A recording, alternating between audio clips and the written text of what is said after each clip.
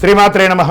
సద్గురు జ్యోతిష్యాలయం వారి యొక్క విశ్వావసునామ సంవత్సర 2025 మార్చి 29 నుండి మొదలు పెడితే మళ్ళీ 2026 మార్చి 28 వరకు వచ్చే ఈ తెలుగు నూతన సంవత్సరంలో వచ్చినటువంటి సంవత్సర రాశి ఫలితాలని మనం ఇప్పుడు తెలుసుకోబోతున్నాం.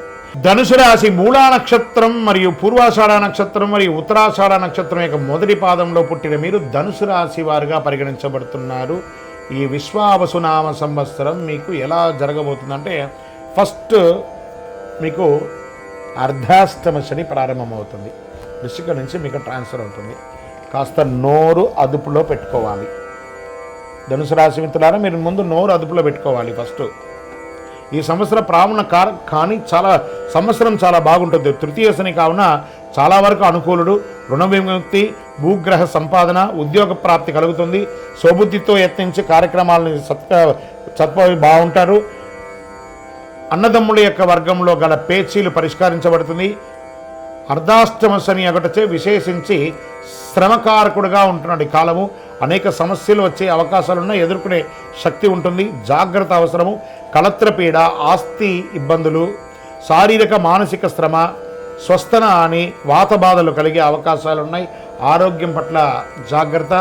ఏదైనా గాయం తగిలే అవకాశాలు మీ శరీరంలో ఎక్కువ శాతం ఉంది కాబట్టి జాగ్రత్త. భార్యాభర్తల మధ్య విభేదాలు మిశ్రమంగా ఉంటుంది. కాస్త జాగ్రత్తగా మాట్లాడుకోవాలి. చైత్ర వైశాఖమునందు షష్టమ గురువు కార్తీక మార్గశిరునందు అష్టమ గురువు అగుటచే శత్రుజ్ఞాతి బాధలు, చోర రోగ బాధములు అధికమయ్యే అవకాశాలు కనబడుతున్నాయి. మిగిలిన సమయం అంతా సప్తమ గురువు అగుటచే మిగిలినంతా ఆ ఒక్క సమయం తప్ప మిగతా సమయం అన్నిట్లోనూ 7వ స్థానంలో గురువు మీకు యోగాన్ని కలిగిస్తున్నాడు. అందుకే గురు చూసిన కోటి లాభం. శని భగవానుడు అర్ధాష్టంలో ఉన్నా గురువు మీకు యోగం చేస్తున్నాడు కాబట్టి చాలా అద్భుతాలని ఆస్తి కొనుక్కునే అవకాశం ఉంది. రియల్ ఎస్టేట్ రంగం వారికి చాలా బాగుంది. స్పెక్యులేషన్, షేర్ మార్కెట్ వారికి ఇది చాలా బాగుందండి.